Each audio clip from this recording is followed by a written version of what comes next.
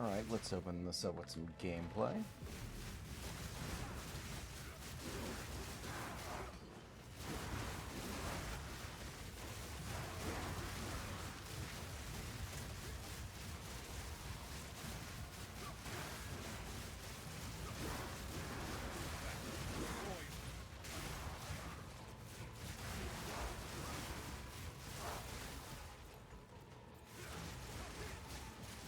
There we go.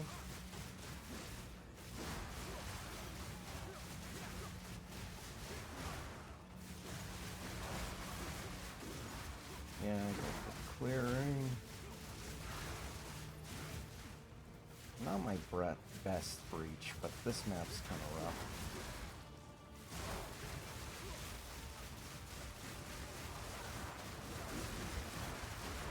There we go. Oop. Good guy. There we go. Alright. So, what's going on in this build? Well, it really all starts with this. Olrovasara. Very interesting, unique hammer, where the whole gimmick of the hammer is that it's ramping. It's literally ramping, where every time you hit an enemy, you gain maximum added lightning damage. And so when I first saw this hammer, I was thinking, okay, how would you actually use this? Well, hitting just requires you to hit a lot of times very quickly in order to ramp up as much damage as possible. And of all the skills here that could potentially be used the most, it ended up being Molten Blast that has the most potential, with one, a very low detriment to attack speed compared to Armor Breaker, but two, the fact that it has projectiles, and it's one of the few mace skills with projectiles that can hit multiple times. But like, you know, you got like Stampede and stuff like that. But Molten Blast could be spammed. And so what I did was, well, let's build a character who's constantly spamming Molten Blasts. And by the way, I'm not moving. This is just what Molten Blast does when you have so much attack speed. What is my current attack speed right now? I have almost 4 attacks per second. I will also say this right now for anybody who's thinking of min-maxing this. I'm running this on an Invoker for defensive reasons. If you want to completely go glass cannon with this stuff, Deadeye. Just do Deadeye. Deadeye has both an additional projectile, which helps ramp up much quicker, and Tailwind. Tailwind will just let you scale attack speed far more than what I currently have in Invoker, or what I will possibly be able to do with Invoker. Invoker is more of just a balanced decision. I wanted to run the physical damage reduction and just go high evasion on everything. Pretty split between strength and dex. Currently I have 63 armor, 63 evasion. Resistances are alright. The basic stuff is all there. Most of my gear is just built for resistances, life, flask, life generation. And the rest of my tree is basically dedicated to spamming this as much as possible. I'll get to the skill gems in a second, but yeah, we go up here, skill speed, attack speed here, some projectile damage here, a little shock chance, because shock chance is additional damage. Attack speed right here, dex, go all the way over here, grab the herald for damage because we're running thunder for clear. Evasion, elemental damage. Just ignore the cry for help there. Some aim and damage here, skill speed, attack speed per accuracy because we need accuracy because we're doing projectiles and we're spamming these. Elemental damage, then we come all the way down here for multiple reasons. One, you want attribute nodes too. That's nice. We want the attack speed here and the blind. And then we also want this because anointing this would cost the entire fund of Venezuela. It's not It's just better to go all the way down here. And also, there's a lot of good stuff we grab on the way.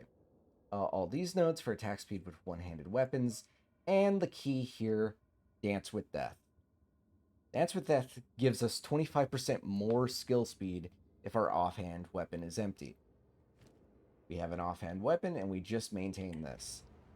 And for those of you who are questioning, with two hands, we get twice as many balls, but we only get like half the attack time. And that node no longer works, so it's just completely wasted. I tested it out. It could potentially be more useful if you have like a higher DPS weapon.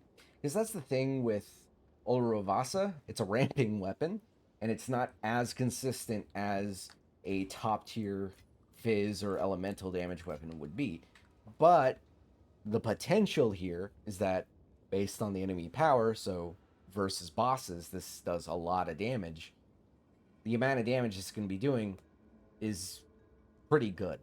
It's going to be doing 1 to 568 damage, which I believe is the highest potential elemental damage you can get on a one-handed mace currently. I did some basic trade snooping to see if that was a real thing. Let's look over what I have.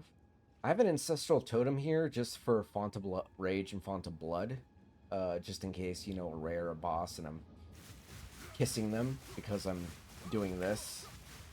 This is not optimal gameplay, by the way. With Molten Strike, you want to be, like, at this distance. So if you want to do optimal damage versus a boss, you're going to want to go back and forth because you need the AoE and then the shrapnel to hit them. But if you don't care, you can just spin to win at them. This is why I named this man DeWalt Atomic V8 Drill, the best drill on the market. He'll drill to pierce the heavens. Alright. Overwhelming Presence with precision, just so that we stun and shock them more. Molten Blast. I don't know what I'm going to get for the last two. This is a concept build. I'm still figuring that out. Scattershot, Martial Tempo, and Primal Armament. Scattershot's best because 2 additional projectiles, more damage. Attack speed, always nice. Elemental damage, just good. I have Bone Shatter here just in case. I was using it while leveling, but it's just here because I don't have any other slots. Wind Dancer for the evasion with some blind and cannibalism. Herald of Thunder, concentrated effect and vitality on this. Voltaxic Mark, this is for bosses and rares so that you can shock them with a higher shock. And higher duration on the shock and ability to spread shocks. And then the Hammer of the Gods. This one I kind of just have because it's funny. Tremors has a very funny, like, obviously you do 35% less, but you could potentially hit up to 6 extra times. And so what I'm doing is I'm ramping up the damage, and then once I feel like, okay, it's about like 5 seconds, I pop this. I don't know if it snapshots, but I hope it does. And then with the Fist of War and the Overcharge, it potentially does a massive shock and hits multiple times for a lot of scaled elemental damage. There's nothing else that's like super particularly interesting about my build so far. I'm going to be testing things more, but most of my gear right here is between like 30 exalts. I forget how much I got this, but I got this way earlier. So nothing crazy. And the main things I definitely want to continue on with this build is actually getting it tankier, because obviously it's a ramping build and that makes it necessary, but the damage is fine because the damage kind of scales based on the enemies and the density, because with the density you're going to be hitting more. So really I think I want to potentially like go full in on more defenses on this build, and then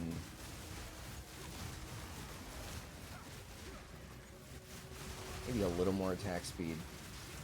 Because so far I'm having fun. Obviously, this right now, I believe this is a tier 8.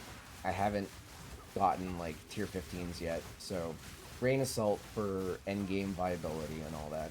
But if you're looking to spin to win, I think this is going to be the closest thing you have.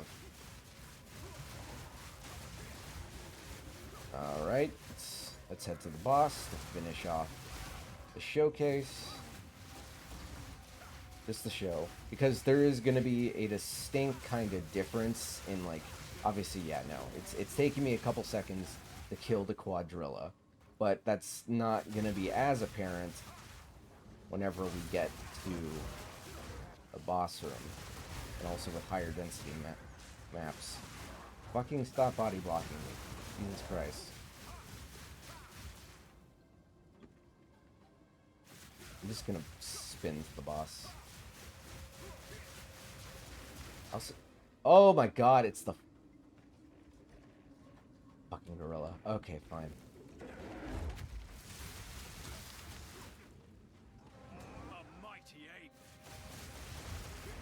There we go, there's the damage. I actually got a... Oh, he's stunned. There we go. And he has the slow aura, so I'm not attacking as quickly.